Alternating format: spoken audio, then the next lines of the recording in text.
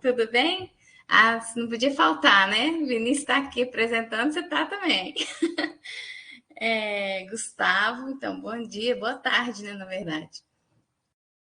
Então, hoje na mesa de debates, é uma mesa de debates que focaliza mais o saber histórico no ambiente escolar, né? A gente vai discutir um pouco sobre isso. A gente tem 3 apresentações.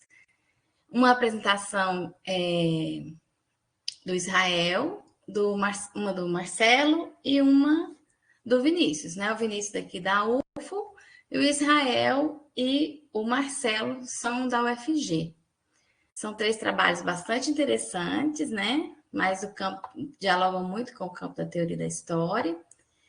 E a Israel chegou. Boa tarde, Israel. E aí eu queria ver com vocês qual dos 3, já que estão os 3 aqui, qual que quer começar? Podemos seguir a ordem que está lá na programação?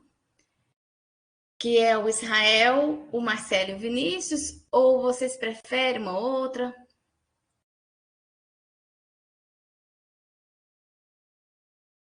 Eu voto pela ordem, mas se algum colega quiser, e também para mim está tudo certo.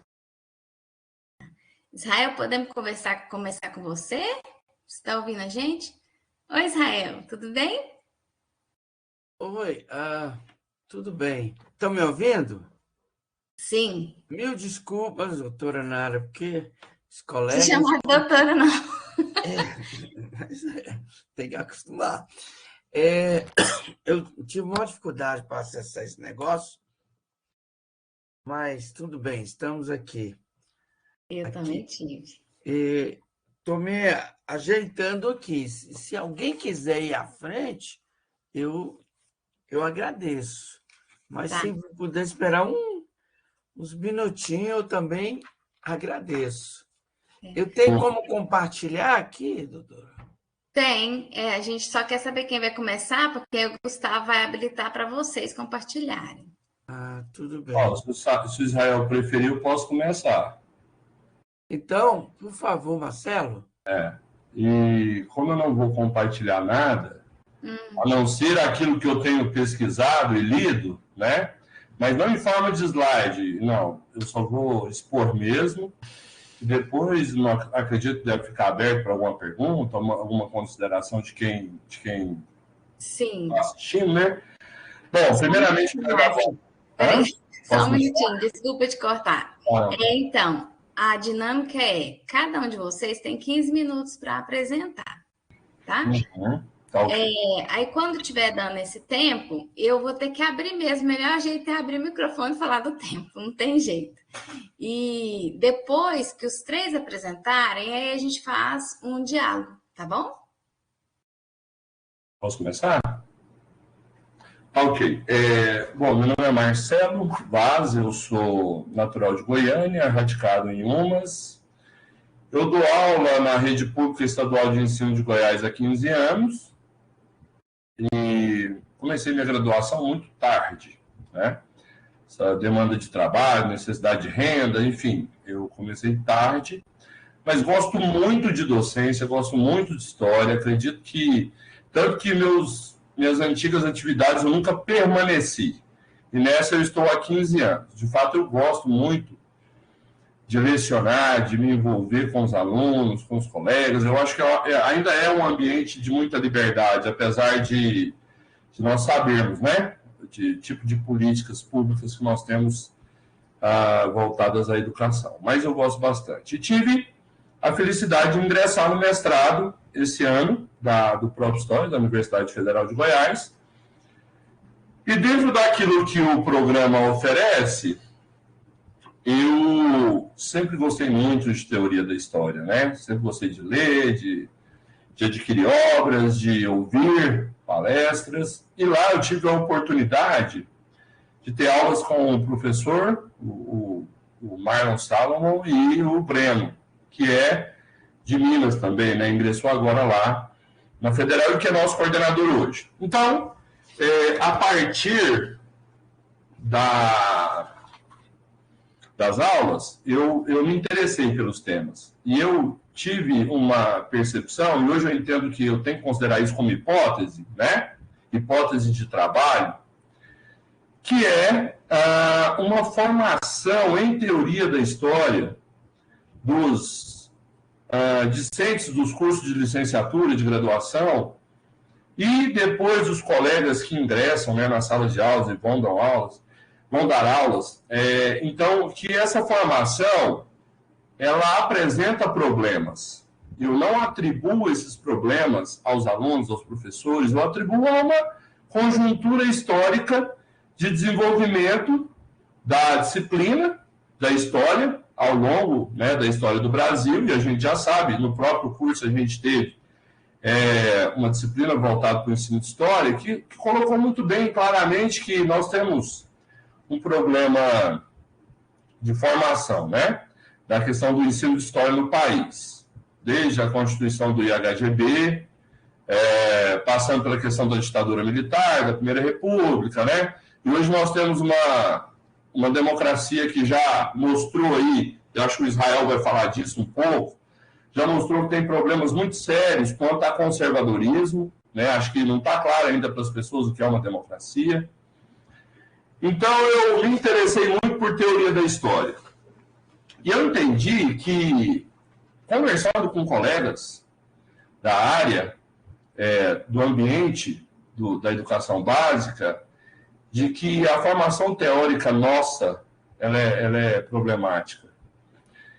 Problemática em que sentido? Muitos de nós, claro que não todos, não conhecem os autores que trabalham com um conceito que é fundamental na nossa prática, que é o conceito de tempo histórico, né?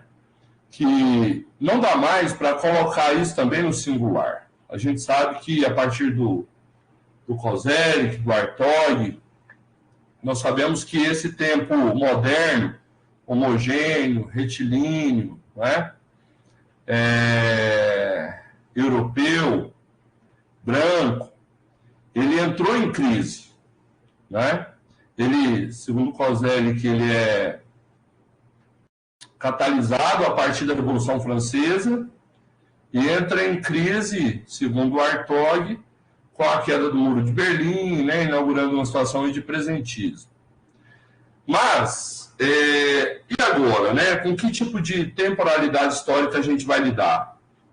A gente vai lidar com uma pluralidade de tempos históricos, no momento, com essa crise do moderno conceito de tempo histórico, e que a gente precisa dar conta deles, né? Deles todos. Então, o tempo das mulheres, o tempo dos afrodescendentes, dos indígenas, os tempos de toda forma de excluídos da história. E o professor de história, ele precisa, então, aqui, trabalhando como hipótese e como interesse, dar conta de toda essa complexidade e de toda essa história de discussão sobre tempo histórico, não é? E aí o Koselleck faz muito bem, a partir da abordagem da história magista vitae, do moderno conceito, vem o Hartog que fala de presentismo. Na disciplina de teoria da história, lá na UFG, o professor Marlon, ele teve o cuidado de trazer essa discussão, né, que ele chama de heterocronias históricas. E aí o Koselleck, ele tem uma expressão que eu acredito que sintetiza todo esse pensamento que eu estou trilhando, que é a simultaneidade do não simultâneo, e alguns chamam de contemporaneidade do não contemporâneo, né? Então, ou seja, hoje, cronologicamente, nós temos no palco do presente uma série de tempos históricos que estão disputando espaços, e isso é tão complexo, e eu cito aqui no meu projeto, por exemplo, questões de gênero, não é? Movimento feminista, que é muito pertinente, procedente, mas dentro do movimento você tem diversas vertentes. Ou seja, dentro desse tempo histórico que quer se afirmar, você tem outras temporalidades, né, fragmentadas ali, que buscam também ocupar espaço, por exemplo, mulheres feministas protestantes, mulheres feministas negras, não é? Mulheres feministas brancas, mas pobres, brancas e ricas. Então, ou seja, o professor de história tem que estar preparado para fazer essa discussão, não é? Conhecer isso, essa complexidade toda que se afirma e vai precisar. Então, eu tenho feito um levantamento bibliográfico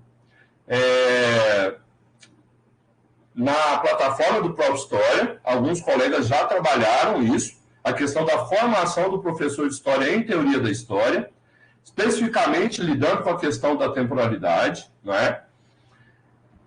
Mas ainda, para mim, pelo menos pelo que eu tenho levantado até agora, não aparece essa discussão, toda essa atenção que tem que ser dada para essa complexidade, né? Então, a gente precisa entender isso. E, além disso, como que as narrativas são constituídas? Então, uma coisa é eu entender essa temporalidade, essa complexidade, mas como que essas narrativas de tempo histórico são constituídas? A partir do quê? Isso passa por uma questão de metodologia da história, epistemologia da história. E a conferência da Maria... Quanto tempo ainda tenho? Eu não sei quanto tempo já foi. Você ainda tem 8 minutos. Tá. Então, a conferência da Maria da Glória. É da Maria da Glória, né? Eu esqueci o nome dela agora. Maria da Glória, né? Maria da Glória de Oliveira. Ela foi muito feliz. Por quê? Porque quando eu comecei a pesquisa, eu me deparei com uma crítica muito bem elaborada sobre a teoria da história, que parte principalmente de um livro chamado Teorizar, Aprender e Ensinar História. É um livro que eu acredito que todo mundo deveria ler, porque trata dessa questão. E aqui no livro tem um artigo muito interessante, deixa eu ver aqui, da professora, é o último artigo, da Rebeca Gontijo. Para que teoria? E aqui é muito interessante que ela faz primeiro uma história do ensino da teoria de história no Brasil. E aí o Carlos Fico, ele vai dizer que essa história da teoria da história, começa na década de 80, com a crise da verdade, em todas as áreas da ciência. Isso impacta a história, né? Porque a história tinha uma pretensão de reconstruir o passado assim como ele se deu. Então, há aquela, né, influência muito dos análises, né, que vem do ranking. Então, a gente tem essa pretensão. Mas aí, a história ela vai querer se afirmar como ciência a partir da teoria da história. Então, a teoria da história teve um papel importante. Mas, por outro lado, hoje, olhando para o passado, esses autores estão fazendo uma crítica e atribuindo à teoria da história um caráter narcisista e disciplinada, não é? Porque ela não está tão aberta mais a todos esses tempos históricos que estão se constituindo como objetos de pesquisa e não se abre para os teóricos, né? Desses que trabalham esses objetos. Então, para esses teóricos, aqui, que aparece nessa coletânea, a teoria da história precisa passar por uma revisão. E aí a Maria da Glória, hoje, ela fez uma coisa muito interessante que me deixou muito tranquilo, porque no final, e está gravado, né? Essa aula é complicado, mas está gravado, vai lá e olha, vê se eu entendi direito. A Maria da Glória, ela falou o seguinte, olha, a gente vai decolonizar o currículo, a gente vai proceder a uma revisão, mas e aí, o que a gente vai fazer com o cânon mais tradicional? A gente vai jogar na lata do lixo, não é? Então, assim, será que... O que a gente tem que fazer? Porque, ao decolonizar, a gente afirma uma identidade. Quando eu afirmo uma identidade, eu nego outra. Então, eu acredito que os teóricos da história precisam ter uma sensibilidade nesse momento de entender o que é clássico, apesar de ser masculino, branco e europeu. Não é? Porque isso é uma crítica que se faz. Mas, se você pegar o Koselleck, a Maria Auxiliadora Schmidt cita o Koselleck. Né? Ela é uma pessoa referência no ensino de história, ela cita o Koselleck. E nos artigos aqui do livro, o Koselleck é citado em vários momentos. Na revista Maracanã, o Hartog aparece. Então, assim, até que ponto esses autores ainda têm a colaborar? Então, primeiro, eu faço essa discussão no trabalho, não é? Qual a relação da teoria da história, no seu sentido, vamos chamar de mais tradicional. O que ainda tem a colaborar? O que autores como Paul Ricoeur, o que o Koselleck, o que o Hartog, o que eles têm a colaborar ainda com o ensino de história? Porque eu acredito que o grande problema passa por uma dedicação dos professores à leitura dos textos e à compreensão de como os conceitos podem ser relacionados ao ensino. E aí o que eu proponho como parte propositiva, né, do meu trabalho? Eu proponho um curso de formação continuada que dê subsídios teóricos e metodológicos aos colegas que necessitarem, é lógico, não é? E por que eu estou falando isso? Porque eu recebi uma crítica ao meu trabalho dizendo que eu estou generalizando muito, né? Tudo bem. Mas eu também pretendo aplicar um questionário a colegas aqui da minha região, né, da minha coordenação de ensino, para dimensionar até que ponto eles conhecem esses autores. E pelo levantamento extraoficial que eu já fiz, existe ali um problema, né, de formação, de compreensão, de acesso, porque essa é a grande questão, o problema de acesso. Tem um colega meu que está tentando o PROF já tem 3 anos. Então, a situação ele vai acessar o programa, ele vai conhecer os autores, ele vai conhecer essa discussão, e se não acessar, como que isso vai chegar, né, até eles? Então, eu entendo que é fundamental, necessário, que nós façamos isso. Olha o que diz o artigo 18 do Prof. História. A dissertação do Prof. História tem por objetivo traduzir o aprendizado ao longo do percurso de formação, bem como gerar conhecimento que possa ser disseminado, que é a minha proposta, analisado e utilizado por outros profissionais dessa área, nos diferentes contextos, onde são mobilizadas variadas formas de representação do passado. Então, essas variadas formas, o fazer chegar, o desenvolver o projeto a partir do que se aprendeu. Então, essas diversas formas de representação do passado, nada mais são diversas formas de representação do tempo histórico passado, ou de tempos históricos passados, não é? Que estão reivindicando passagem, não é? E convivência. E eu achei muito interessante também o que a Maria da Glória falou. O que a gente vai fazer? Descolonizar a história e voltar para uma espécie de uno original, né? Uma espécie de vida primeira que tínhamos antes de sofrer as influências. Isso não é mais possível. Ela foi clara quando ela disse isso. Então, a minha proposta é essa, né, Lunara? É de colaborar, de dar acesso a um pouco do que eu aprendi aos professores e professoras, e isso chegarem diretamente, na verdade, por meio desses professores, e aí mostrar na prática como que a gente pode fazer isso. Isso eu ainda vou pensar, né? Dando exemplos. É lógico que não existe uma cartilha, eu não tenho pretensão.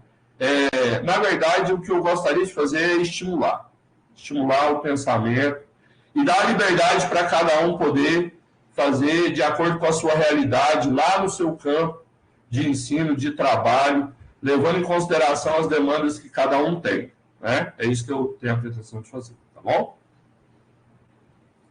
Obrigada, Marcelo. 15 minutos cravado.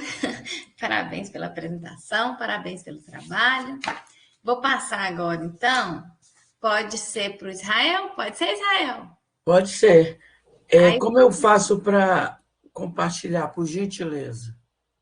No cantinho esquerdo da parte azul escura, tem um negocinho com mais. Aí tem como você apresentar. Você clica, não vai aparecer mais para mim. Mas o Gustavo já te habilitou para ser apresentador. Ou então você pode compartilhar a sua tela com a gente, que é na terceira bolinha que tem embaixo, assim, do Conferência Web, dessa tela. Você pode pedir para compartilhar a sua tela. Aqui embaixo, deixa eu ver. Tá, peraí. É um jeito mais prático. Janela, Tela inteira. Espera só um instantinho. Uai, não está saindo o... Deixa eu ver se ele aparece aqui. Depois do... Desculpa, eu vou explicar por causa dessa tosse. Do símbolo aqui, o TC, depois do microfone, o vídeo, e aí essa daqui, né? Isso. Não está aparecendo. Ah, agora sim. Pronto. Vê se vocês conseguem... Sim. Enxergar. Então pronto. Peraí. Está me enxergando. Então, você pode começar e também você tem 15 só minutos, um instantinho. Professor, tá pequenininho aí ou tá tranquilo? Dá para ver tudo? Aqui a gente pode aumentar, mas tá dando para ver. Cada Vocês pode podem aumentar, né? Então tá bom. Obrigado. Professora, antes de começar, eu queria dizer que eu estou aqui na marra, né? Porque eu desde quinta-feira estou mais dengoso, né? Sobre os efeitos aí dessa dengue maldita. E eu pensei até que hoje eu não ia dar conta. Eu avisei para o meu orientador na sexta-feira, mas estou aí, né? Estou com kit, tomei remédio anti-vômito e é tudo. Mas só que eu tomei dopado, porque 2 remédios é para dormir. Agora que eu tomei um cafezinho para ver se eu consigo. Então, tomei lento aqui, tá? Qualquer coisa pode me perguntar, por favor.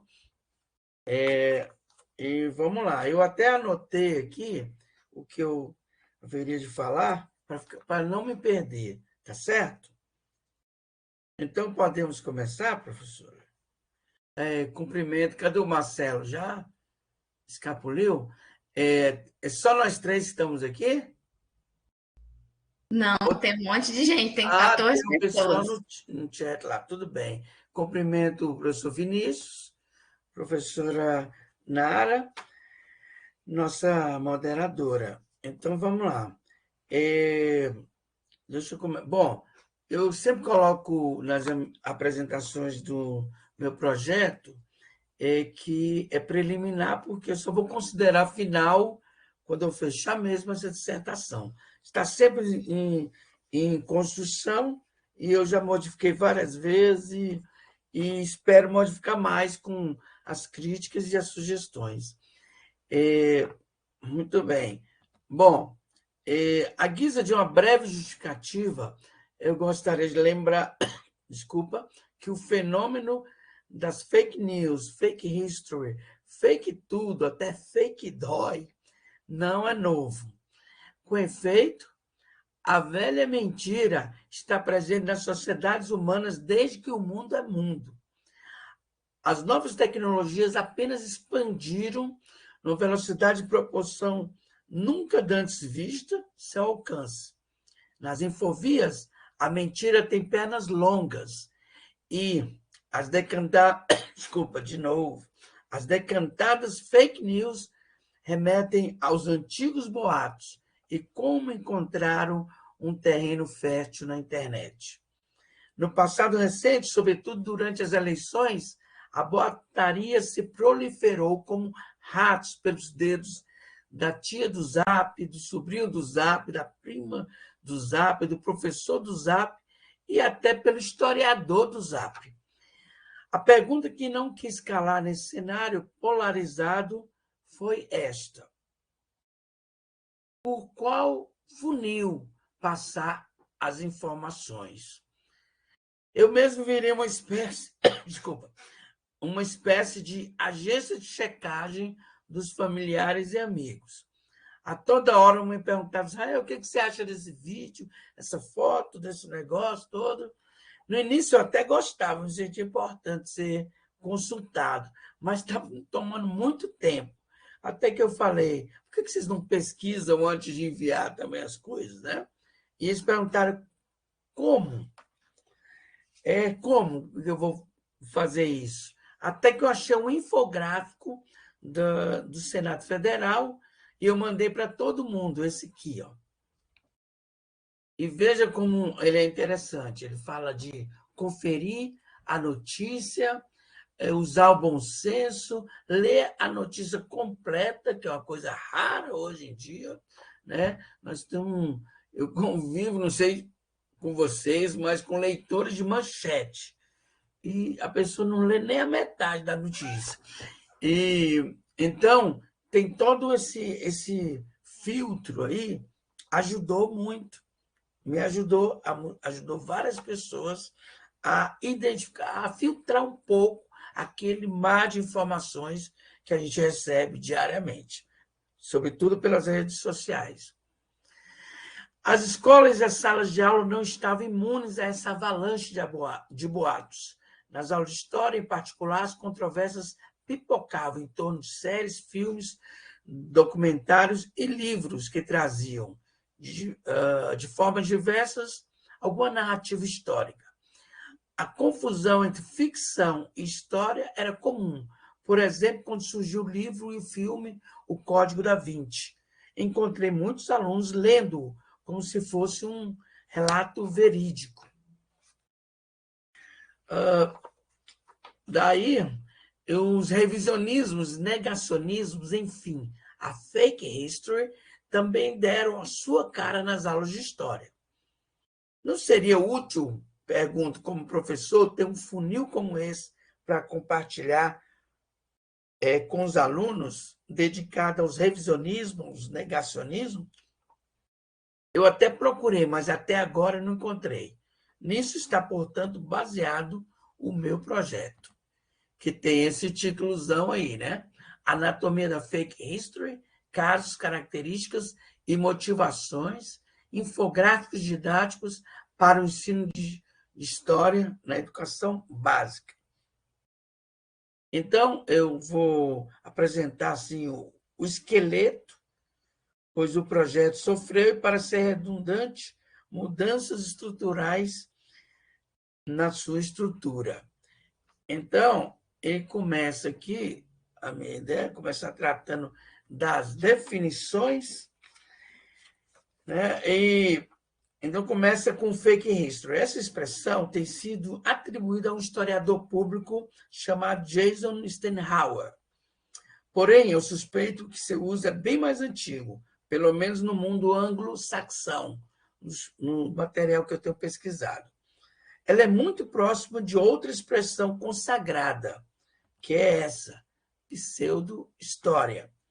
Aliás, ambas têm sido usadas de forma intercambiável, como faz a historiadora letã Mila Oiva. Mas há várias outras expressões correlatas desse mesmo fenômeno. Aí eu lembro de uma frase do Rousseau, que diz que a falsidade tem uma infinidade de combinações, mas a verdade só tem um modo de ser. E aí, vamos lá. Então, falamos de falsificações, revisionismos, negacionismos, teorias da conspiração, pós-verdade, crypto-history, história contrafactual ou virtual, tem também esse sinônimo, fake news e deepfake, que é um fenômeno ultramoderno também, em termos de classificação. Minha hipótese inicial, pelo que tenho lido nas últimas semanas e meses, é que tanto fake history quanto pseudo-história têm servido como uma espécie de conceito guarda-chuva, que abarca tudo isso que está na tela. Minha tarefa nesse capítulo será tentar destrinchar esse emaranhado de definições, distinguindo em que elas se diferenciam e em que elas se sobrepõem. É uma tarefa hercúlea, eu reconheço, mas acho que precisa ser feito. Pelas teses, dissertações que eu tenho lido, não é feita muito bem essa distinção. E aí, no segundo capítulo, da análise de casos relevantes para o ensino de história, características e motivações. Nesse capítulo, vou procurar apreender as principais características e motivações das fake histories em exemplos concretos, contidos em categorias como falsificações, revisionismos, negacionismos, fake news, etc., etc. Toda aquela lista que eu apresentei antes. Bom, as falsificações a casos célebres já desvendados, como o suposto documento, a doação de Constantino, os protocolos dos sábios de Sião, só estou citando, mas tem uma ruma, como a gente diz lá no Nordeste.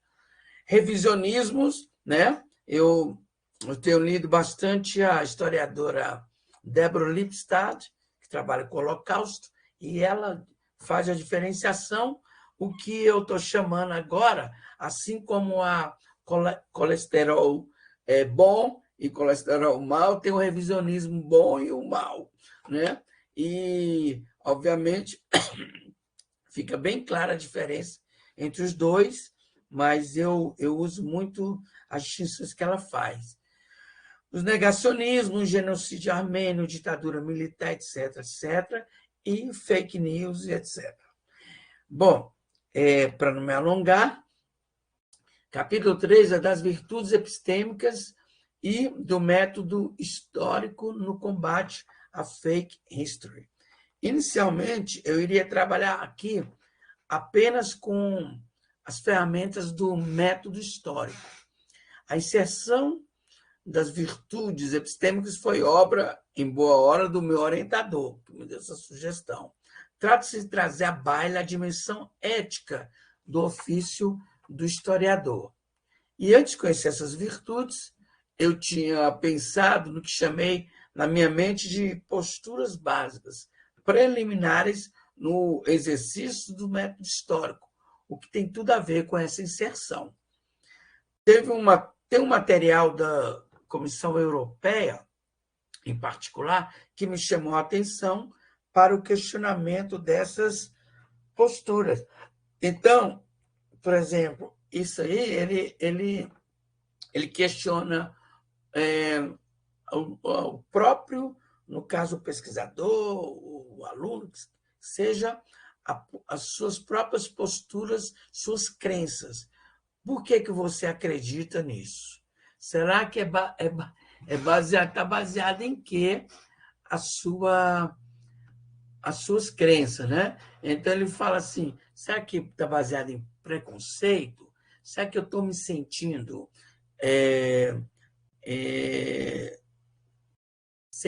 desvantajado em algum aspecto? Quais são os meus medos, crenças e valores? Será que eu tenho... O que me motiva é o medo ou a necessidade de acusar alguém mais e tal? Como é que eu escolhi as minhas fontes de informação, etc. E nisso eu tinha pensado... Ai, meu Deus, onde vocês estão? Estão me ouvindo, gente?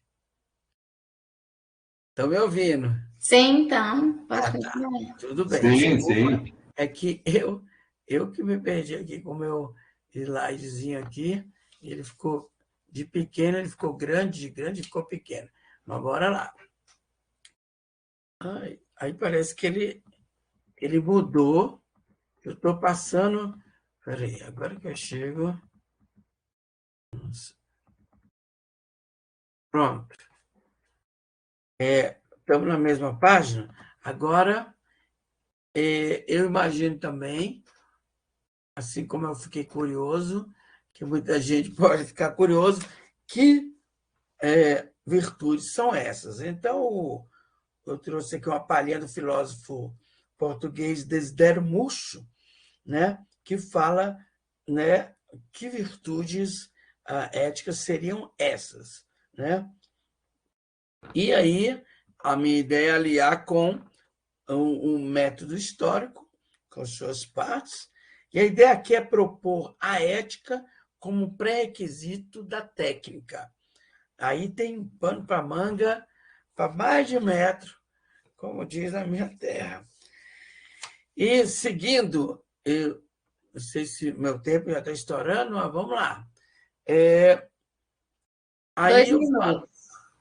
Oi? 2 minutos ainda tem. Então, nem vou ler isso, mas todo mundo aqui está a par do que a importância visual do infográfico, né? O tanto que é útil, né?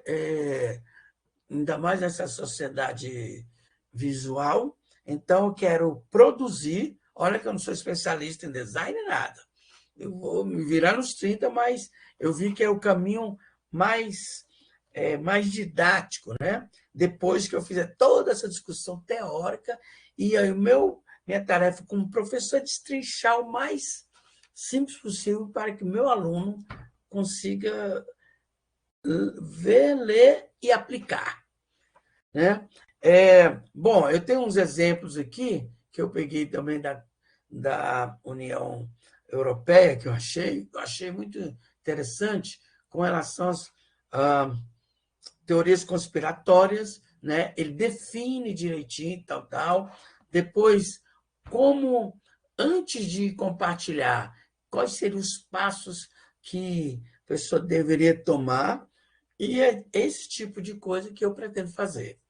Agora, com fake history, negacionismo, revisionismo, eu vou destrinchar as categorias e criar, vamos dizer, um para cada categoria desse, né?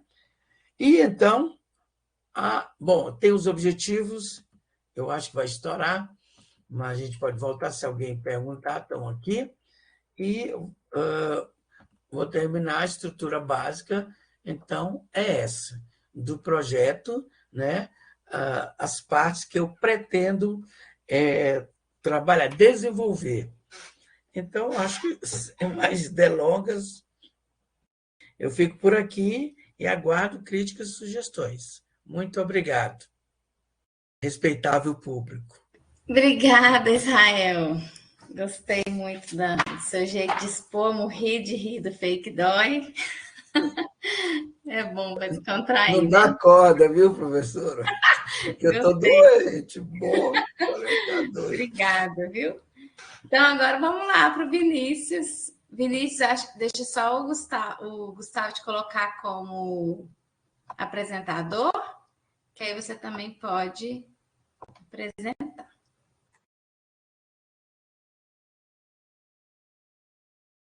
Pronto, acho que já está. Todo mundo me escutando? Sim. Pessoal, então, boa tarde. O meu nome é Vinícius e é o seguinte. Durante esse meu período de estadia no Prof. História, eu comecei muito, como é da natureza do programa, a refletir sobre a minha prática docente. E como eu sempre falo, um professor ele pode morrer de tudo, menos de tédio. A sala de aula é um organismo extremamente vivo. É o seguinte, eu sou formado em História, formei em 2021, formei no Unipam, a faculdade particular aqui de Patos de Minas. Atualmente eu dou aula na rede municipal do município e também estou no colégio universitário da mesma instituição que eu formei. É o seguinte, hoje, acredito eu, que existe uma certa encruzilhada na sala de aula. A sala de aula, o trabalho da docência, ele se mostra da mesma maneira que se mostra extremamente artesanal, que deve se olhar uma série de particularidades, acaba que por conta de uma demanda de tempo, de cumprir prazos, da burocratização da profissão, acaba que o nosso trabalho artesanal fica um tanto quanto limitado. E uma dessas demandas que aparece em sala de aula e que também vai ser basicamente que o cerne da minha pesquisa, é compreender como que o negacionismo atua em sala de aula, que é uma das chagas, uma das demandas no qual o ofício de professor de história passa atualmente.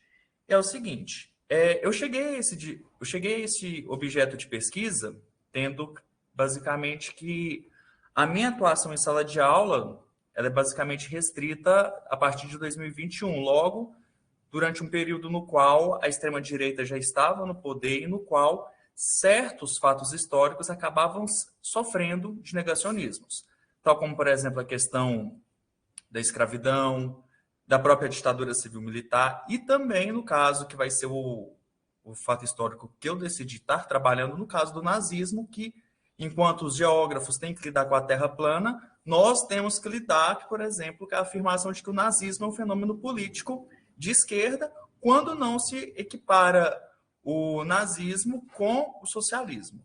Aí, diante dessas duas chagas que nós, professores, historiadores, temos que lidar, eu vou estar trabalhando para verificar como que esse negacionismo surge em sala de aula, como que esse discurso vai chegar e como que o professor vai lidar diante desse negacionismo em sala de aula. E também tem como objetivo, assim, a minha pesquisa, analisar como que esse conceito de negacionismo vai se modificando através dos tempos, que ele surge ali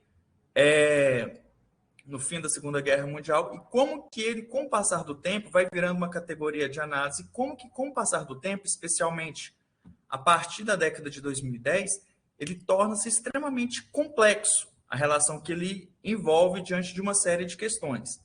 Fora, por exemplo, como que ele atualmente se liga com as próprias noções, como por exemplo, a pós-verdade.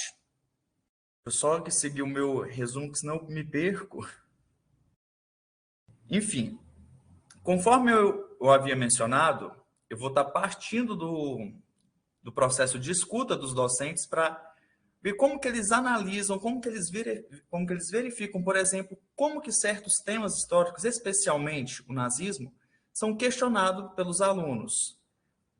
Com afirmações de, por exemplo, eu vi em tal canal que não é assim, eu escutei de tal pessoa que não é assim, e tendo basicamente como se o nosso ofício, a nossa cátedra, fosse vítima de uma inquisição, por parte de certos setores e também por parte da comunidade extraescolar, no caso, pais e responsáveis. Diante disso, também, eu busco, dentro da minha pesquisa, analisar como que o professor lida com essa questão, ver quais que são os principais obstáculos que ele possui. Tanto é que, para o meu produto, eu busco estar realizando, não vou ter a petulância, não vou ter a audácia de dizer que eu vou estar elaborando um guia, mas eu busco desenvolver um material que sirva, em primeiro passo, para o professor, em sala de aula, identificar o negacionismo, qual a natureza desse negacionismo, e, a partir desse ponto, bolar estratégias para poder combatê-lo. O negacionismo, conforme alguns teóricos que eu ando lendo, como, por exemplo, a Sônia Menezes, da Universidade do Cariri, que tem um artigo muito interessante que chama Uma História para Homer Simpson. Eu acho muito provocativo esse título do trabalho dela, que visa analisar como que essa história é produzida, tendo em base que, por exemplo, a história também é narração, como que essa história é produzida para determinados grupos, para determinados segmentos, e como que esse discurso apropriado por um grupo de alunos chega em sala de aula. E com isso, além de fazer todo esse mapeamento, eu vou buscar estar traçando, diga-se de passagem, caminhos para o professor poder lidar com essas situações, para não passar por uma série de constrangimentos. Claro que o meu produto não vai ser um produto fechado, porque o negacionismo é algo que se multiplica e se reformula com o passar do tempo das mais variadas formas. Eu buscarei combatê-lo dessa maneira, até servindo, assim, de certa forma, como ele sempre será complementado. Quando eu digo isso, eu quero dizer basicamente o quê? O negacionismo não é algo fechado, definido, ele sempre vai se modificar com o passar do tempo. E através desse processo de mapeamento, através desse meu produto, de mapeamento do negacionismo, da identificação do comportamento dos alunos a partir desses negacionismos, eu estarei traçando possíveis, depois, caso esse projeto for mais à frente, que só a dissertação de mestrado, eu poderei estar traçando outras estratégias. Além disso, eu vou estar trabalhando, eu tenho como interesse estar trabalhando com esse tema, principalmente após 2013. Por que após 2013? Eu escolhi fazer esse recorte temporal a partir de 2013 justamente pelo quê? Pela mudança do imaginário político no país. Principalmente essa questão desse processo de ascensão da direita pós-2013, essa reformulação do conceito de direita no Brasil, e como que dava, além dessa questão da reformulação do conceito de direita, como que dá a reformulação de todo o imaginário. Aí, a partir dessa questão, juntamente com uma análise atrelada à pós-verdade, eu vou estar analisando como que esse negacionismo chegará em sala de aula, de certa forma, e quais que são as principais estratégias que nós, professores, podemos utilizar para combater esse negacionismo, que não é um negacionismo semelhante ao que era praticado pós-Segunda Guerra Mundial, mas que foi ganhando facetas do século XXI. E como também é importante para o historiador, o pesquisador em ensino de história, estar entrando nessa seara, nessa arena, que é a história pública voltada para a questão da sala de aula. Bom, Nara, eu acho que eu vou continuar com o mesmo hábito que eu tinha no semestre passado e ser bem sucinto. Beleza, Acho Vinícius. que no mais é só. Obrigada, viu? Obrigada. Parabéns também pela apresentação, pelo projeto. Bom, gente, a dinâmica que foi passada para mim, né? É que vocês apresentam, eu comento, e também quem tiver interesse em comentar, em perguntar sobre os trabalhos também, fica à vontade. Eu estou super feliz porque a gente está aqui, nós somos 15 pessoas, né? Já vi outras pessoas que entraram, o professor Gilberto, a Vivian, tem aluno, Carlos está aqui, foi meu aluno, tem outros também que entraram, que eu não estou identificando como meu aluno, mas é muito bom estar muita gente aqui, então eu vou fazer o seguinte, eu li os trabalhos de vocês e eu vou fazer comentários mais gerais, tá? E aí depois eu abro também para quem mais quiser se manifestar, quiser comentar, e vocês também comentarem, tá bom? Eu gostei muito, muito dos 3 trabalhos, né?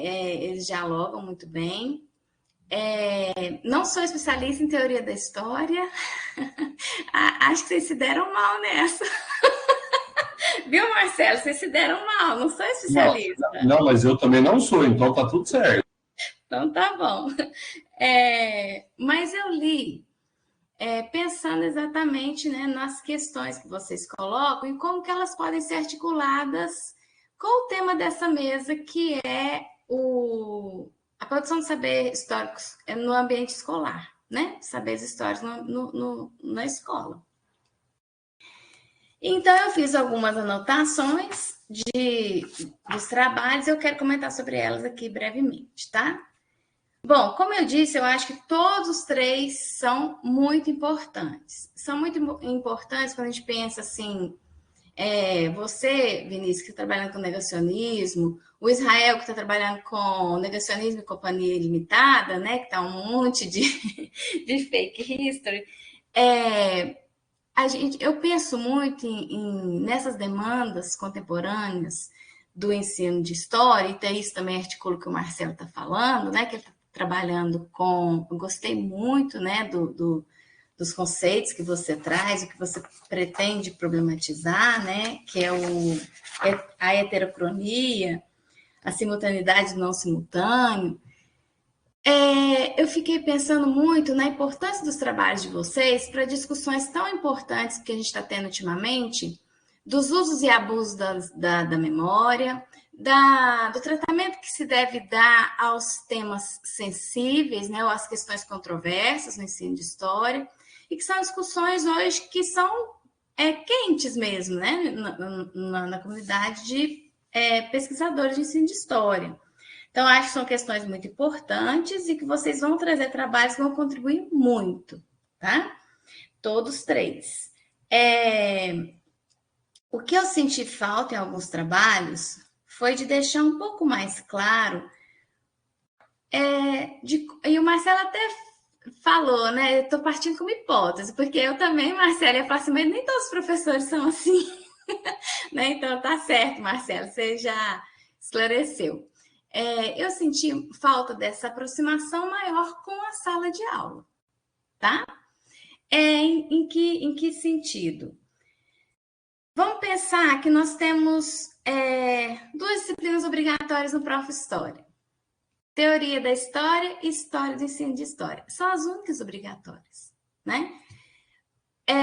Por um lado, a gente pode pensar, os professores precisam ser melhor formados em teoria da história, por uma série de motivos, inclusive porque a teoria da história, na graduação, não dialoga com o ensino, né? Eu não estou mentindo de falar isso. Raramente algum professor de teoria da história se propõe a dialogar com o ensino, né? Então, isso já gera uma questão aí. Outra coisa que eu acho que também você pode pensar, você, principalmente você, Marcelo, quais são as instituições que nos formam? Há pouco tempo eu assisti uma palestra dentro do PIBID e que nós temos a maioria dos docentes não é formada em instituições federais, instituições que tenham pesquisa, né? São formados em cursos mais aligerados, bem distantes da pesquisa e de possibilidades de investigação, possibilidades de iniciação científica, né? Então, isso tudo pesa muito também na nossa formação. Outra coisa, a dificuldade de ter seletivo em concursos para a nossa área atrapalha muito, porque os professores que continuam na ativa são professores formados há mais tempo, que trabalham 2, 3 turnos, não tem condições de fazer a formação. Então, todas essas coisas que você também apontou, eu acho que são muito pertinentes e vão ajudar muito no seu trabalho, porque é um trabalho muito bom mesmo. Tem uma densidade teórica, assim, excelente. Gostei bastante. Mas a outra disciplina, ela é História e Ensino de História, que eu acho que é muito importante a gente trazer um pouco da História e Ensino de História para as nossas argumentações, para os trabalhos do Prof. História, né? Primeiro, porque a gente defende que o ensino de história ele é um campo que tem pesquisa, né? Ele tem pernas próprias. Então, é importante pensar o que se pesquisa sobre ensino de história, desde quando se pesquisa. E a questão do tempo é uma das questões mais pesquisadas, né, pelos pesquisadores do ensino de história. Nós temos, eu até selecionei alguns para compartilhar com vocês. Nós temos alguns dossiês, livros. Para vocês terem ideia, quando a gente tem aquele revisão urgente do ensino de história, a série dos revisionismos, né? Mas não o revisionismo que você está criticando, tá, Israel? Um necessário. Todos eles estão falando da questão do tempo, né? Da forma de tratar o tempo. Então, falando justamente dessa importância de se considerar não com essas palavras, mas a simultaneidade do não simultâneo, né? Não com essas palavras, as heterocronias. Não com essas palavras. Se a gente conseguiu atingir isso daí, é uma grande questão. Né? Eu concordo com você que a gente não chega a isso tanto na sala de aula. Também por uma série de motivos que a gente pode investigar. Mas eu quero só dizer que é uma questão muito importante para o ensino de história. Então, para a pesquisa em ensino de história, não só para a atuação do professor, no cotidiano, é importante, né? E o seu trabalho vai contribuir muito trazendo essas outras possibilidades aí de discussão. Além disso, né, quando a gente está pesquisando sobre história do ensino de história, a gente está vendo aí esse deslocamento dos sentidos do ensino de história. E vocês todos falam super bem da dimensão ética, né, estética, responsiva do trabalho do professor, né? Da forma como você atua, como você se coloca na sociedade através do seu trabalho. Então, essa é uma dimensão que tem crescido bastante, né? A preocupação que tem crescido bastante. E pensar nisso, nessa movência desses sentidos do que é ensinar história, do que é ser um professor de história, eu acho que é algo que agrega também bastante aos trabalhos de vocês. e permite vocês se situarem aí nessa onda, né?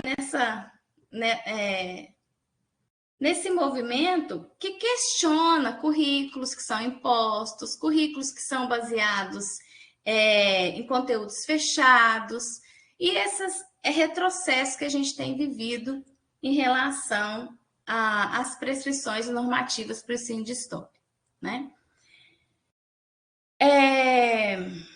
Deixa eu ver o que mais. Aí, mas tem uma outra coisa também da pesquisa em ensino de história, que eu acho que é uma complicação para todos vocês três. Porque, além da gente falar do que a gente ensina, do que a gente propõe, a gente tem que pensar no que o outro aprende, né? Como que ele aprende. E do mesmo jeito que a gente pode falar assim, o professor precisa ser preparado para isso. Os estudantes também precisam muito ser preparados. Porque a gente aprende a ler o passado, não só e o vivido, né? E a ler o tempo, a experienciar o tempo, não só na escola, não só nas aulas de história, obviamente, né? E isso a gente aprende desde que a gente nasce, a gente está aprendendo isso em diferentes ambientes. E a gente vai moldando, a gente vai criando uma certa sensibilidade para essas narrativas. Há pouco tempo eu li um texto, eu não sei o primeiro nome dele, eu já procurei, mas não acho. É T. Mills Kelly. Está no livro, vou passar aqui já a referência para vocês. Está no livro sobre ensino de história e história pública, que foi lançado em 2022, organizado pelo pessoal da Universidade Federal, não, da Unespar de Campo Mourão, lá da pós-graduação em História Pública. Então, nesse texto, o autor se pergunta e vai fazer uma análise de como que os alunos aprendem história. E aí ele traz alguns exemplos muito interessantes. Quando ele coloca lá uma narrativa que mostra as pessoas que estão ali diante de um monumento contra a guerra do Vietnã, e pessoas que estão gostando da guerra, apoiando a guerra ao invés de estar contra, os alunos não enxergam isso, eles enxergam só o contra. Então, até que ponto a gente também consegue desviar o olhar, né? Ou consegue perceber as heterocronias, até que ponto a gente consegue fazer esse movimento. Eu acho que tem muitos textos bacanas, que já tem uma discussão aí das dificuldades em sala de aula, né? Tem uma coleção da Marta Abreu e da Raquel Soiet, uma organização delas, que é Ensino de História, Conceitos, Temáticas e Metodologias, esse livro aqui, eu gosto muito dele, né? Que ele propõe a falar de identidade, de gênero. E o quanto que isso é difícil, justamente porque nós estamos falando de diferentes camadas de tempo numa mesma lâmina, né? Cultura, cidadania, identidade, gênero, e aí a gente pode pôr várias outras coisas, como o Marcelo mesmo traz no texto dele, eu acho muito interessante. Pode repetir as autoras, por favor? Sim, vou colocar aqui para vocês. Já eu coloco. A hora que o pessoal começar a falar, eu começo a passar aqui, tá bom? Deixa eu ver qual outro. Um outro que eu peguei, que eu acho que vai ser muito bacana pro Vinícius e pro Israel, é um texto do professor Marcelo Rangel, lá da UFOP. O Marcelo Rangel, ele pesquisa sobre o tempo, né? Ele é da teoria da história, ele pesquisa sobre o tempo e ele atua no ensino de história. Marcelo de Mello Rangel, ele tem um texto naquela revista Tempo e Argumento, que é Ensino de História, Temporalidade, Pós-Verdade e Verdade Poética, que eu acho interessante nesse texto. Ele é professor de estágios. Então, ele, a partir do que os estagiários trazem, do que eles veem, do que eles observam na sala de aula, eles têm conseguido mapear como que os estudantes estão lidando com a história, como que eles estão percebendo a história, e também o quanto que eles estão negando a história. Então, eu acho que é uma forma, né, um meio interessante da gente pensar e mensurar como que a sala de aula lida aí com esses negacionismos. Não diria nem só o Vinícius, como o negacionismo atua na sala de aula, mas como ele se expressa e como ele ganha espaço na sala de aula, né?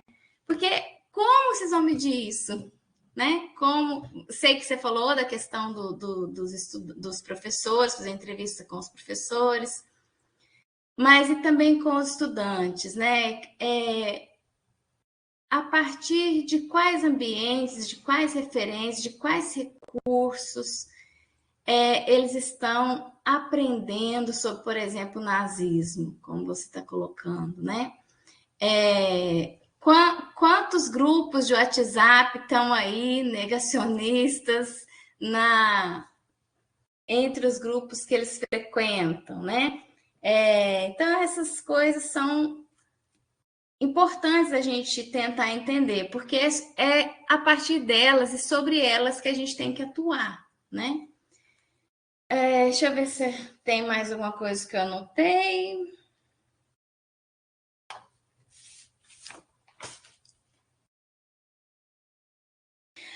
Eu gostei muito da ideia do infográfico que o Israel traz, porque o infográfico, além de tudo, né, de toda a informação que ele traz, ele tem um apelo fundamental para a sala de aula, né, Israel, que é o visual, né?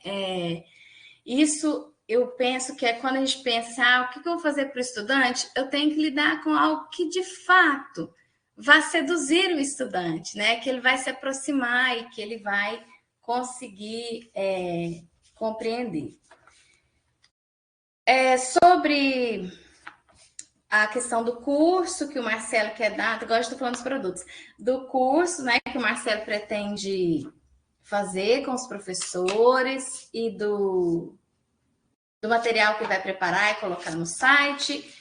Eu te pergunto assim, se nesse material do site você também pensa em criar algo já mais sobre os trabalhos que o professor já vai levar para a sala de aula, né? Pensando na urgência do tempo mesmo para os professores que não conseguem preparar uma aula com mais vagar ou que consigam estudar mais fundo, né? Isso que você está trazendo que é tão importante.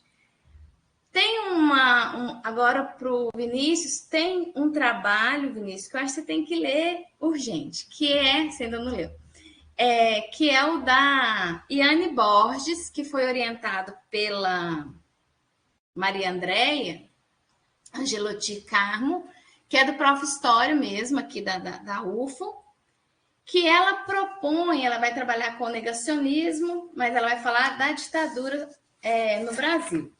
E aí ela propõe, né, como produto final, a criação de um aplicativo em que ela reúne referências para os professores, referências confiáveis, atividades, né, materiais didáticos que ela elaborou, atividades para os estudantes. Então, ela reúne documentos, né, vários documentos que você pode levar e pode trabalhar com eles. Então, acho que é uma coisa bacana você que está aí, né, pensando em como você vai fazer isso, levar para os alunos. Eu acho que ali você pode ter inspirações, né?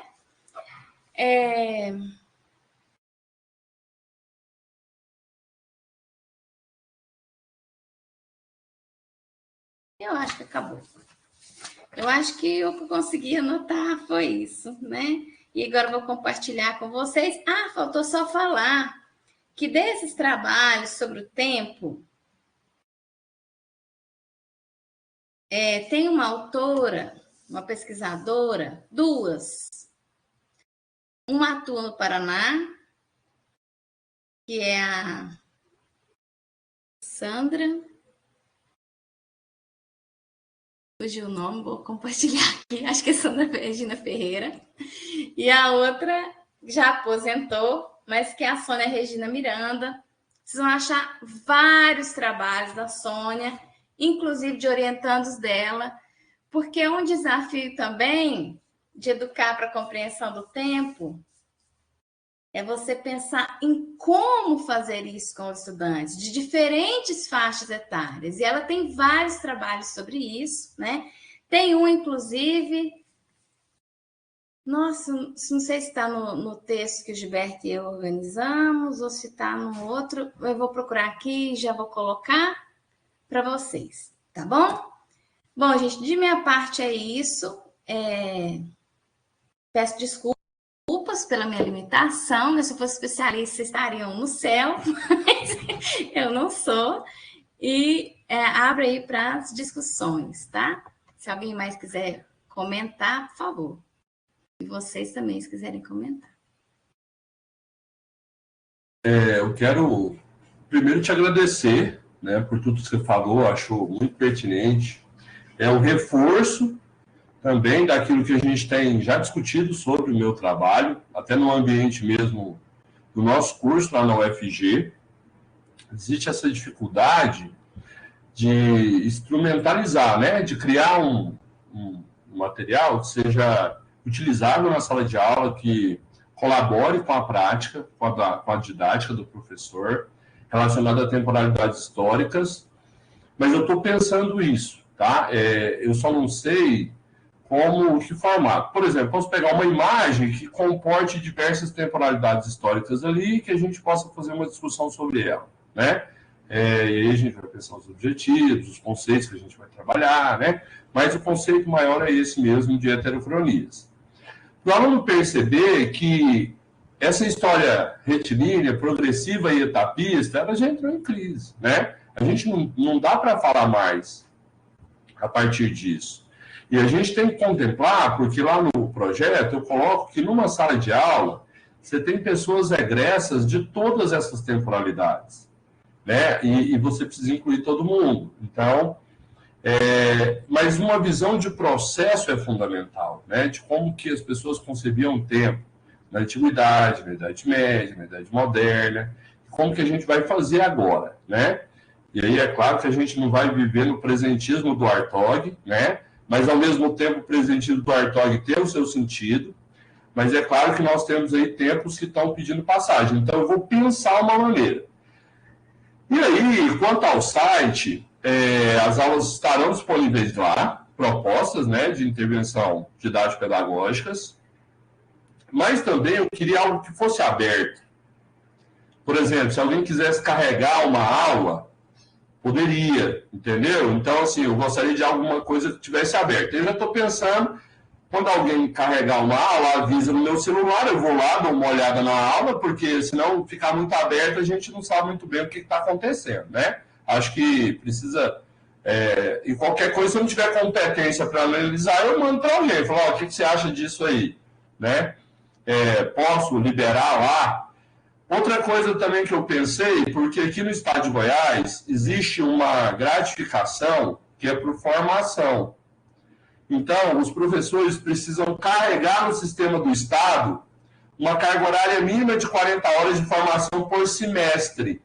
Então, talvez, se ele fosse lá, fizesse um curso interativo no site sobre temporalidades históricas, eu emitiria um certificado. A própria secretaria emitiria um certificado.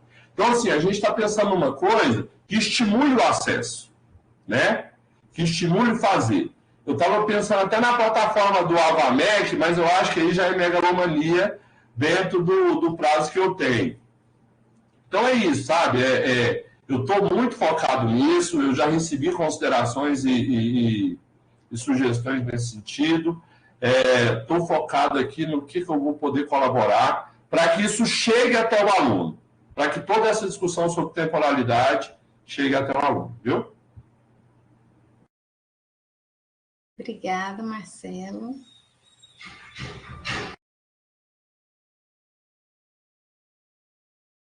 Pessoal, se alguém quiser fazer questões, comentar sobre os trabalhos, por favor, pode ficar. Nara, Não sei se o Israel ou o Vinícius Isabel. vão falar. Vou tentar ligar minha câmera aqui, só um momento. Lá. Obrigado aí pelo espaço. Boa tarde. Estão me ouvindo bem? Eu quero primeiro parabenizar os colegas pelo trabalho apresentado, pelas pesquisas que vem desenvolvendo. Eu já conheço assim rapidamente o Vinícius, né? Mas os colegas da UFG não conheciam os trabalhos, né? O trabalho do Vinícius tem evoluído, eu não acompanhei, mas eu já conheci o tema desde o projeto, né? A proposta, na verdade, a carta de intenções. E eu peço desculpas, Marcelo, eu tive aqui nessa correria aqui, quando você foi falar a parte final da sua fala, eu perdi, estava aqui, mas eu tive que ir. E vocês eu não ouvi nada sobre o produto naquela ocasião, e vocês já falaram dele, então se eu falar alguma coisa aí que não seja pertinente, você, por favor, me corrija. Mas o que me chamou muita atenção no trabalho de vocês tem a ver com uma questão que também é cara para nós, né? Para nós todos. Né? E a Nara fez referência a uma obra que a gente organizou junto pelo Prof. História, e num capítulo nessa obra eu tentei meio que compartilhar as minhas angústias sobre a relação entre teoria e metodologia, né? Na história, no ensino de história. Né? Pensando numa perspectiva histórica do ensino de história, aquilo que o Marcelo já, vocês todos falaram, mas o Marcelo já fez uma introdução mais aprofundada, seguida do Israel aí, né? E aí o grande dilema, eu acho que apareceu na discussão de vocês também, né? O grande dilema é aquele que a gente lendo os teóricos da história, lendo os alemães, enfim, tem muito a dizer para a gente, né? Mas aí eu continuo com a dúvida, né, que aparece para vocês, e é um lugar bom de aparecer, que é no Prof. História, né? Qual que é o lugar da teoria na escola, né? Na instituição escolar, na história escolar. É um lugar difícil, né? E aí tudo bem, temos a proposta da didática da história, temos, por outro lado, a didática geral com as metodologias, né? Sem teoria, muitas vezes, né? Uma metodologia que vai para todos. Aquela discussão importante que o Hilsen, que os alemães trouxeram no diálogo com os brasileiros, aí trouxeram para a gente, né? Mas o Prof. História, ele traz o desafio prático, né? Se o trabalho de vocês fosse feito num programa acadêmico, provavelmente essas questões que Nara suscitou e que também me fomentaram aqui enquanto ouvia vocês, elas nem precisariam aparecer. É possível fazer um trabalho só de teoria e ponto, né? Teoria sobre o ensino de história. E aí, isso já foi feito muito na própria área da história, da educação, né? Os cursos de história, antes do Prof. História, não tinham muito espaço para nós, né? E era uma teoria sobre o ensino de história e não uma teoria de professores que atuam, né, na educação básica, teorizando sobre sua prática e, claro, numa perspectiva historiográfica mais ampla, né? Que é nosso direito aí, nosso dever e direito, né? Nossa questão ética também. Né? E aí o que me aparece é aqui, né? Aquilo que vocês já falaram, né? Como vou operacionalizar a relação entre teoria, né, e metodologia, né? O produto ou o processo, a parte propositiva que o Prof. História exige da gente, leva a gente de volta para a metodologia, né? E eu quero acreditar, junto com o Marcelo, e provavelmente com todos vocês, né, que não é uma volta à metodologia no sentido de uma didática geral e julgar tudo que a gente aprendeu com a teoria da história no lixo. Não é isso. É o esforço de vocês. Então, eu queria reconhecer esse estágio da pesquisa de vocês. Eu sei que está em andamento, claro. Vocês estão enfrentando esse problema na prática. Então, eu queria parabenizar vocês. Né? Qual o lugar da teoria na escola? E aí eu fui, enquanto vocês falavam, eu fui pensando possíveis respostas, né? Será que é mesmo, né? Quer dizer, teoria como transposição didática? E eu estou usando um conceito aí dialogando com Chevallard e outros, né? Será que assim a gente toma a teoria, claro, analisa e transpõe, seja para professores, seja para alunos? E aí tem propostas variadas, né? O Vinícius, eu acho que é professor, se não salvo engano, como professor deve trabalhar com os alunos. O Israel vai direto com os estudantes, né? Tudo bem, então teorias sobre... Vocês estão lidando com teorias específicas, né? Mas o Marcelo acho que está lidando com questões mais gerais, mas acho que o sentido é o mesmo, né? onde vai transpor a teoria, ou o lugar da teoria na escola, para além de uma transposição, quer dizer, levar uma teoria que não está nela, e a gente sabe que a escola não tem lidado bem com as teorias, né? Toda uma história assim de história, ou será que o desafio é levar as pessoas a teorizar junto? Né? Não levar uma teoria pronta, ainda que reelaborada, mas como a gente vai fazer os estudantes ou professores teorizarem junto? Esse acho que é o grande desafio que vocês estão enfrentando, né? Não estou dizendo que vocês não estão fazendo, eu acho que não está elaborada a versão final ainda, como fazer, uns mais, outros menos, né? E vocês já discutiram aí as formas. Como a gente vai teorizar junto, né? Isso envolve a dimensão ética, o Israel, né, traz então, muito instigante sua proposta, Israel, especificamente, claro, todos vocês, mas eu queria ressaltar aqui, acho que foi você que trouxe o Rousseau, se eu não estou muito enganado aqui, eu me lembrei não sei de qual obra você cita o Rousseau, mas eu me lembrei do Emílio, né, em que o Rousseau, inclusive, claro, no seu tempo, ele era contra ensinar história para os pimpolhos, né, para as crianças até 12 anos de idade, porque ele achava que eles iam se tornar uns falsos mentirosos, né? Porque, enfim, argumentaria muito bem, ele precisaria aprender coisa prática primeiro, né? Sempre me lembro disso, porque acho que a gente chegou nisso, né? Quando ouço o Vinícius falar, os estudantes de hoje, né? A escola hoje, o estereótipo do estudante ignorante, no sentido do não saber, ele já acabou, né? Ele sabe muito, né? O problema é o que ele sabe, né? Ele contrapõe, ele tem muitos dados, mas não tem a informação, ele não domina o processo pelo qual aqueles dados ganharam forma ou interpretação. E eu acho que é aí que entra, né, a teoria, né, olhar o processo, né, de produção, aí os estudantes precisam teorizar melhor, e nós, os professores, né, eu acho que aí o trabalho de vocês entram de forma muito importante também, né? Seja como um guia, né, como teorizar junto, ou como entender, né, as formas como uma notícia é estabelecida, como uma verdade científica é estabelecida, historicizar, né? Eu acho que o trabalho Vinícius aí, ele se propõe especificamente a esse guia de como interpelar os processos de informação, né, digamos assim, ou de interpretação histórica, né? Então, enfim, eu vou retomar. Qual o lugar da teoria na escola, né? E aí, eu sempre me lembro da imagem do Hilsen lá, que ela é retomada sempre, né, de uma árvore, a teoria, enfim, produzindo uma árvore cujos frutos ou folhas secas, ele está falando, ele está criticando, claro, né? Mas aí parece que a gente tem que tomar cuidado para aquelas folhas da árvore que está no topo da montanha fria e gelada, a teoria do nosso gabinete, enfim, de não cair só as folhas secas na planície onde está o chão da escola, onde está a escola, né? A ideia é a gente trabalhar junto e, claro, a gente não negar o espaço rico da sala de aula e teorizar junto. É para todo mundo ir junto para a montanha, se for o caso. Ou não, né? Ou ir para a cachoeira lá, ainda próximo da montanha, para nadar junto nessas águas aí tensas e intensas que são da vida, né? São fluxo, né? Enfim, eu acho que e outra questão, né, para finalizar, estou falando muito, né, por que a teoria não é transportada? Eu acho que é uma constatação, não sei se vocês concordam, né? A teoria não está tão presente no dia a dia da sala de aula como a gente gostaria. Acho que o Marcelo traz isso bem forte, né? Mas ela não é transportada desse jeito, nesse esquema, de forma tão fácil, né? Não é só uma folha caindo no chão. Há uma resistência, penso eu, da escola, da educação escolar, né, da história escolar, em receber a teoria que vem de fora, né? Seja ela de qualquer espaço, especialmente da universidade. Eu acho o desafio que o Marcelo, vocês vão enfrentar, estão enfrentando, né? Mas a pergunta que eu me faço e não tenho resposta é: por que será que a escola resiste tanto às teorias, né?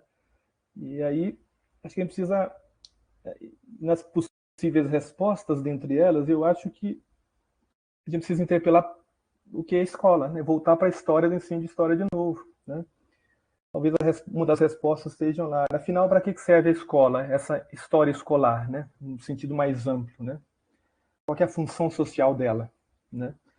Ela está servindo para muita coisa. Não sei se para teorizar. Eu acho que aí vocês entram, o trabalho de vocês ganha essa dimensão mais importante ainda, né? Enfim. Como fazer isso na prática? Da teoria, acho que vocês voltam para uma discussão de metodologia, sem medo de entrar naquela discussão de metodologia de uma didática geral, como eu disse, mas de uma metodologia da história, dialogando com a didática da história. Obrigado. Desculpa, gente, falei demais. Obrigada, Gilberto. Adorei. Israel, você está com a mão levantada? Cadê? Ah, tá bom, Gilberto sumiu aqui. Bom, Gilberto já demonstra ser historiador mesmo, viu? De uma pergunta faz uma mini palestra, faz parte, hein? Pegou o jeito. Eu acho que, deixa eu dar logo até onde o mosquito aqui me deixar, né? Falar, mas primeiro essa pergunta, para mim a primeira, né? Tem outras, vou deixar para o Marcelo, que desenvolve essas coisas mais complexas. Eu vou pegar um ponto mais simples aqui. Qual o lugar da teoria da escola? Bom, respondendo simplesmente, eu diria em todo lugar, né? Eu acho que está em todo. Por exemplo, o meu, não falei de teoria, mas eu estou imbuído de uma discussão braba por trás, se você olhar meus objetivos, até porque o meu orientador é o homem da teoria. Então, assim, toda vez que eu falo com ele, às vezes eu boto pessoa para falar com ele indireto, porque já é uma ruma de bibliografia, só bicho bruto. Então, já entrei, por exemplo, estou discutindo a questão da objetividade e subjetividade na história. Aí, talvez não vai ser o carro-chefe, mas é a questão, o leito do rio que vai... Todas as discussões, né? Obviamente, talvez eu não vou chegar para os alunos com essa discussão, mas a base é bem clara. Então, Gilberto, eu tenho cerca de 2 décadas de sala de aula. O que eu tenho feito? Eu acho que tudo é a forma como você trata. Eu costumo a pedir aos alunos, no início do ano, a escrever a história de vida deles. Eu dou um roteirozinho, por favor, escreva, eu quero saber, e tal. Aí vem, assim, 400, 500 redações. A primeira vez que eu fiz isso, eu não queria... Eu nem ia ler, não. Eu pedi como uma tarefa. Mas eu trouxe para casa, minha esposa começou a ler e começou a se encantar com aquelas histórias. Olha, tem cada drama e tal. Eu falei, mesmo? E contando a história, tudo. Não, então eu vou ter que ler também. E li 500 e tantas redações dessas. E era impactante mesmo. Então, mostrando que cada história é ímpar, é única. E, uma certa vez, eles pediram. Ah, professor, quer saber de todo mundo?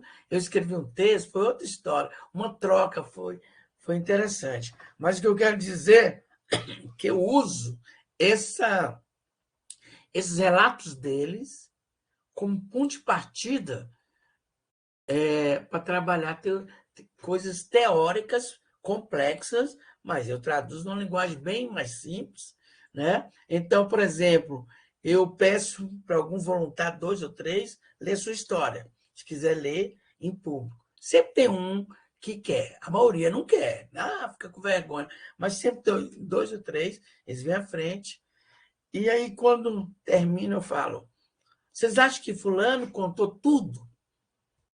Aí eles falam rapidamente, não contou tudo. Por que não contou tudo? Aí a gente começa a levantar as hipóteses. E aí começa a entrar naquela coisa, porque não se lembrava de tudo, porque não queria contar certos aspectos, né?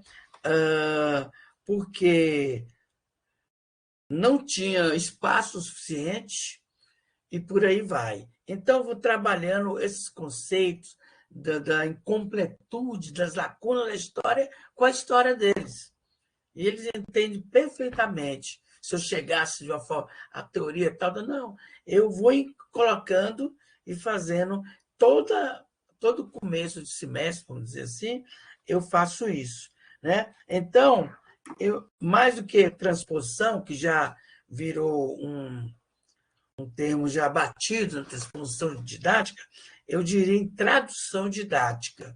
E pegar aquilo que a gente aprende tão complexo, ver o que realmente se aplica e trazer para a sala de aula de uma forma traduzida.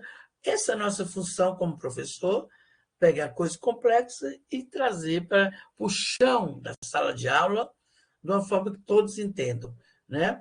Então, isso eu tenho feito há muitos anos, né? E pretendo fazer. No meu caso, eu vou ter uma discussão bravíssima, assim, teórica. Teórica brava mesmo. Mas aí eu não posso trazer isso tudo e jogar no meu aluno que ele morre. Então, eu vou traduzir através desses infográficos didáticos, com íconezinho, um tal, eles vão conseguir entender, né? Agora, coisa mais complicada, aí manda para o Marcelo e para o Vinícius aí, que são os homens aí, teóricos aí e tal. Beleza, só isso que eu queria falar.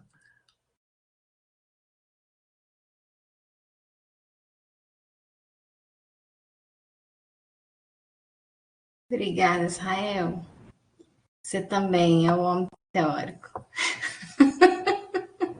No bom sentido, hein, gente? Tô falando isso muito para três, hein? O trabalho de vocês tem densidade teórica, são trabalhos muito bem feitos, né? Quem mais a gente gostaria de comentar? Acho que o Marcelo está com a mão levantada, né? Marcelo, vai lá. Eu gostei aqui da participação do professor Gilberto, porque me consola, por um lado, e me estimula, por outro, né, a pensar sobre essa relação entre teoria e ensino de história, porque existe uma dificuldade muito grande, né, de levar isso como proposta para a sala de aula mesmo. Só que, assim, o que eu já entendi é que eu não vou lá falar do Coselli aqui na sala de aula, né? Não vou chegar, gente, é um pensador chamado Coselli. Tudo bem que isso possa ser feito, mas acho que não é por aí. Eu acredito que falar aos professores de uma maneira inteligível, né? Se possa compreender, e trazer essa proposta didática pedagógica. Agora, sabe, professor, o que eu sinto em relação à teoria da história é aquilo que, uma vez, se não me falha a memória, o Gilberto Freire fala sobre os sobrados no Brasil, né? De taipa, barro, e você vem com papel de parede e projeta. A minha sensação é que a gente está sempre fazendo isso. Antes de aprender uma coisa, a gente já migra para outra. Então, esse déficit de aprendizado em teoria da história que a gente tem, e que é lógico, os cursos de graduação, né, e os professores de história têm a sua responsabilidade, claro que tem, né? Que não dialogou com o ensino. Formou muita gente da área da licenciatura e talvez não tenha sido claro, né? Aquilo que a crítica faz aqui na coletânea de artigo, eu mostrei, a aula como texto, né? Que o aluno só chega lá e é como se o professor fosse um livro e começasse a falar sem muita empatia, né, com o público discente, sem perceber as várias demandas que existem ali.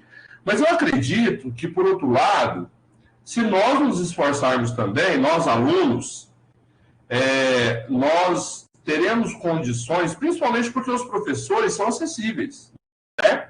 A gente pode, ali, de repente, no tempo da aula, porque a aula tem o seu tempo também, né? A aula da universidade tem o seu tempo. Então, eu acredito que a gente tem que estender esse tempo.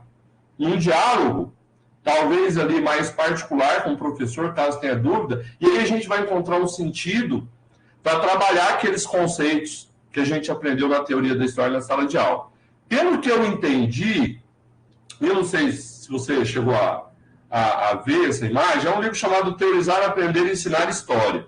Eu gostei muito, porque ele trata do problema, né? Mostrando que a teoria da história no Brasil é uma disciplina, é um campo recente. Enquanto que na Europa você já tem aí uma situação muito secular, no Brasil você tem um espaço de discussão que foi mais enfatizado a partir da década de 80, com a crise da verdade na história, né? Então, eu acredito que a gente está progredindo. A gente teve que lidar com a crise da verdade, com a questão epistemológica. A gente agora tem que lidar com uma questão temporal e uma questão de ensino. Eu acredito que as universidades elas estão sendo despertadas para isso. né? Sair do âmbito da pesquisa, da empiria, né, e da produção historiográfica, para tentar fazer chegar tudo isso à escola. Mas eu acredito, eu não sei se eu estou certo, que nós, professores e estudantes das licenciaturas, das graduações, dos bacharelados, a gente precisa investir mais tempo em leitura teórica, porque eu até estava pensando hoje, que exemplo eu vou dar lá na hora que eu tratar disso e tocar nisso? Sabe aquele estudante de direito que aprende a fazer petição? E ele faz a petição, mas ele não investiu em teoria do direito, em filosofia do direito.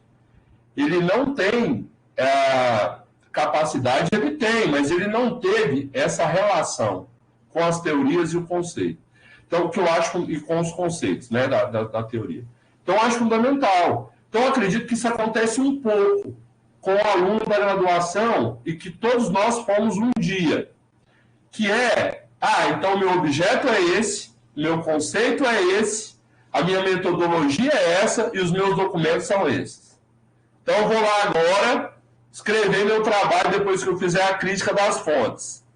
Beleza, então está aqui o trabalho. E aí eu me especializo, que é um outro problema, eu me especializo e eu fico apenas trilhando ali aquele caminho e nunca dialogo com outras áreas do conhecimento que a teoria requer. Sociologia, filosofia, antropologia, psicologia. Então, assim, realmente, e eu não sou especialista, muito pelo contrário. Quando eu ingressei agora no Prof, a primeira coisa que eu tive consciência é que eu estava sendo alfabetizado, e estou. Estou sendo ali, beabá. E, lamentavelmente, eu não vou ter tempo. Eu queria ser um garoto de 19 anos, hoje.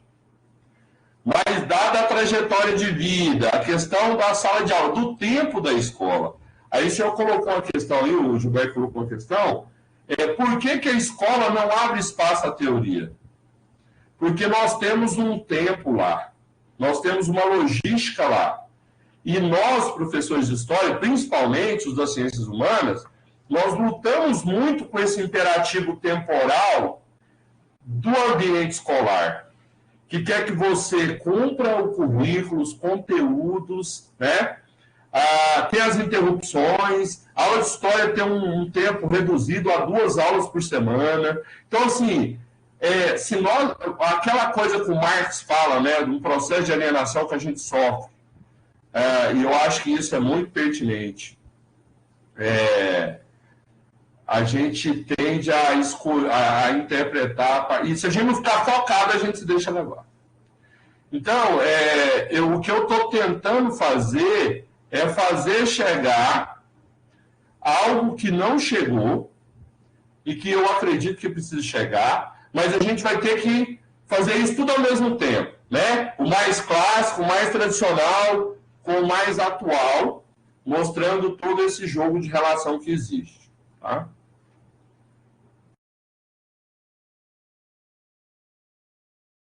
Obrigada, Marcelo. Muito bom. Quer comentar, Vinícius?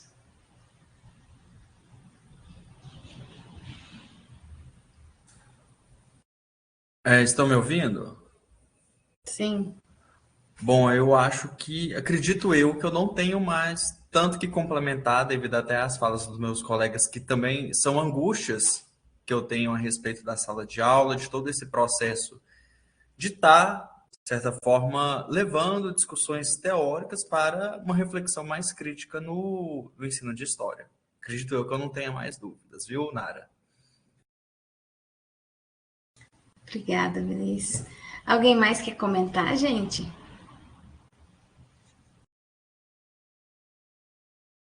Vamos lá, Israel. Vamos lá. Antes de eu dormir, né? Eu estou ainda... efeito contra efeito. Vamos lá. Eu anotei aqui com relação ao... tá. O Vinícius apresentou aí o objeto dele sobre os negacionismos e tal. Uma das ideias de perscrutar, né? Ou pesquisar de onde que surgiu, teria surgido essa equivalência nazismo, esquerda, socialismo, eu não sei, isso apareceu para o meu lado também há alguns anos, Vinícius. Então, eu queria compartilhar, não sei se você conhece um documentário chamado The Soviet Story. É assim mesmo, The Soviet, em inglês, mas ele tem legendado, né? E você acha no YouTube, tem um canal de geografia que tem ele. Teve vários e tal, ele tem umas imagens fortes do Segunda Guerra e tal, alguns canais tiraram, ou você tem que pedir um acesso. Mas é The Soviet, né? Story não é history, mas o S, story, né? E aí ele faz de certa forma, ele não faz essa afirmação, mas vamos dizer que ele induz. Quando ele explora muito a questão do aquele nacionalsocialismo, né? E nisso, que é uma das vezes que o pessoal puxa. A mais baixa de todas, né? A mais canalha. Mas também o Pacto Ribbentrop-Molotov, né? Que é o Pacto Germano-Soviético, de 1939, entre Hitler e Stalin, né? E fala bate muito no antissemitismo stalinista, colocando no mesmo nível do nazista ali. E tem várias outras coisas, mas eu acho que, cedo ou tarde, você que está mexendo com isso, eu indico que você analise. Eu tenho umas. Se você quiser depois, eu fiz uma análise depois, porque tem umas partes, umas citações lá que, de fato, são inverídicas. Eu chequei no original e tal. Tem outras que são, tive que olhar, me deu trabalho, porque os alunos estavam em polvorosa. Falei, então, pronto, deixa o historiador entrar aqui. Tá? Mas é isso aí, The Soviet Story, eu acho que é pouco conhecido, mas isso gerou muito essa ligação. Só isso é uma dica, tá? Tranquilo, obrigado. Até algo que eu vejo muito em uma série de livros didáticos, o nazismo e o socialismo são abordados dentro daquele guarda-chuva conhecido como totalitarismo, né? Aí tem até um historiador italiano, Enzo Traverso, que vai realizar toda uma história desse conceito de totalitarismo. Foi até um ensaio que foi lançado, se não estiver enganado, ano passado, que teve até a revisão do Demian Mello, né? Historiador que lida muito com essa questão do revisionismo aqui no Brasil.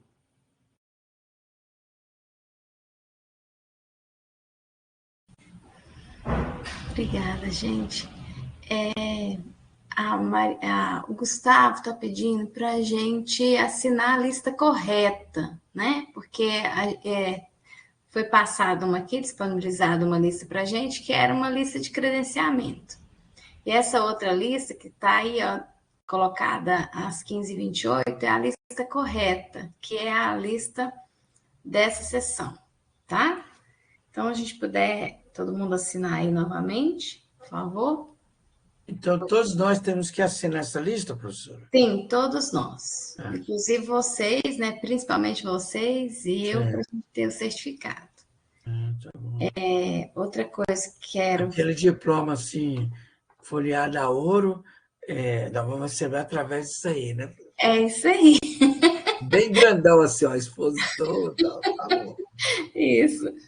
Não sei se vai ser folhada a ouro ou se vai ser fake dói, mas vai ser um bom...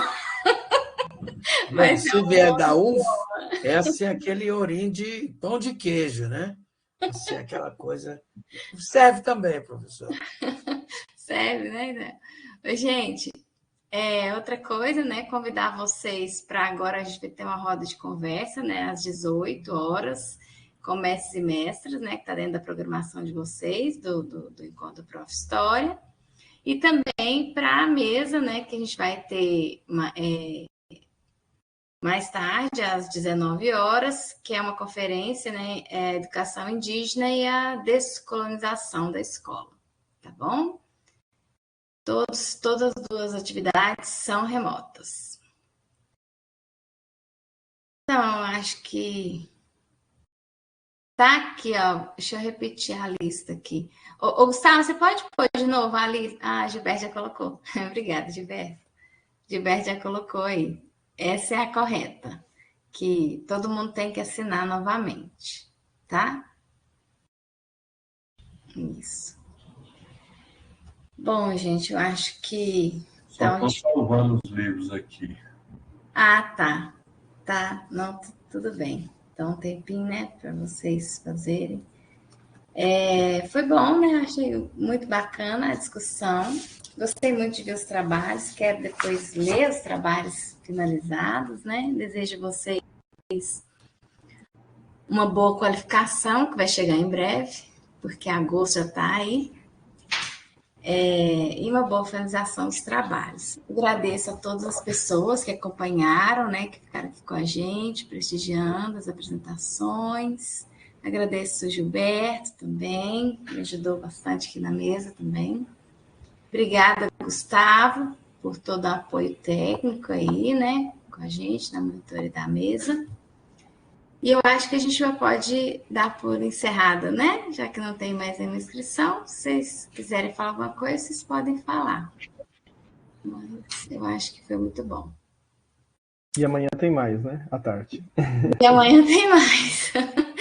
Obrigada, viu, gente? Quero agradecer. Obrigado, Nara, pela condução. Conduziu muito bem. Acho que todo mundo, de certa forma, fica meio apreensivo, assim. Mas acho que você deixou todo mundo muito à vontade aqui também, a participação do professor. Então, muito obrigado, viu, por tudo.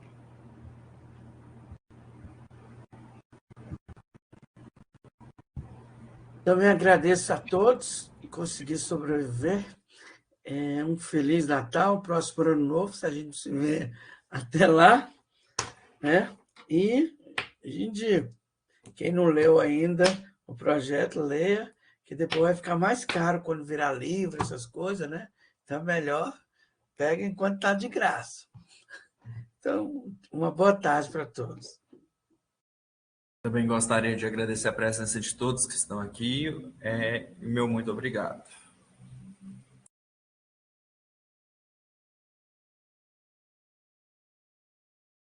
Tu pode encerrar a gravação também, tá, Gustavo?